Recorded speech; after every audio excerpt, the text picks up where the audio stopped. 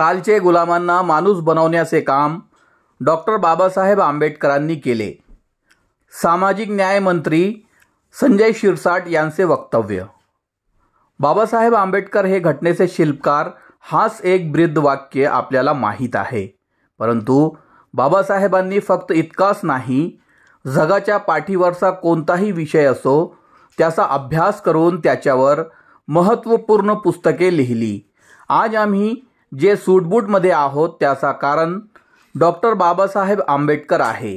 कालचे असलेले तुम्ही गुलामांना माणूस बनवण्याचे काम डॉक्टर बाबासाहेब आंबेडकरांनी केले, असे वक्तव्य राज्याचे सामाजिक न्याय मंत्री संजय शिरसाट यांनी बुलढाणा येथील गर्दे सभागृहात आयोजित नागरी सत्काराला उत्तर देताना केले आहे. डॉक्टर बाबासाहेब आंबेडकरांनी स्थापन केलेल्या पीपल्स एज्युकेशन सोसायटीला राज्य शासनाने 500 कोटीची भरीव मदत दिली आहे. याच निमित्ताने राज्याचे सामाजिक न्याय मंत्री संजय शिरसाट यांचा आज 2 नोव्हेंबर रोजी सायंकाळी 6 वाजेच्या सुमारास बुलढाण्यात भव्य नागरी सत्कार आयोजित करण्यात आला होता. कार्यक्रमाचे स्वागत अध्यक्ष म्हणून बुलढाणा आमदार संजय गायकवाड मंचकावर उपस्थित होते. तसेच जिल्हा परिषदेचे मुख्य कार्यकारी अधिकारी गुलाबराव खरात, समाज कल्याण अधिकारी मनोज मेरत, सामाजिक कार्यकर्त्या स्नेहा सिद्धार्थ भंडारे यांच्यासह इतर मान्यवर प्रामुख्याने उपस्थित होते. सर, आजच्या बुलढाणा दौऱ्याचं प्रायोजन काय? महायुतीने गेल्या 15 दिवसापूर्वी कॅबिनेटमध्ये एक महत्त्वपूर्ण निर्णय घेतला. पीपल एज्युकेशन सोसायटीला 500 कोटी रुपये हा निधी वर्ग केला. त्यामुळं समाजामध्ये एक वेगळं आनंदाचं वातावरण आहे आणि प्रत्येकाला वाटतं की या सरकारने आमच्यासाठी भरीव मदत केली आणि त्या खात्याचा मंत्री म्हणून मला या ठिकाणी ते निमंत्रण त्यांनी केलं होतं.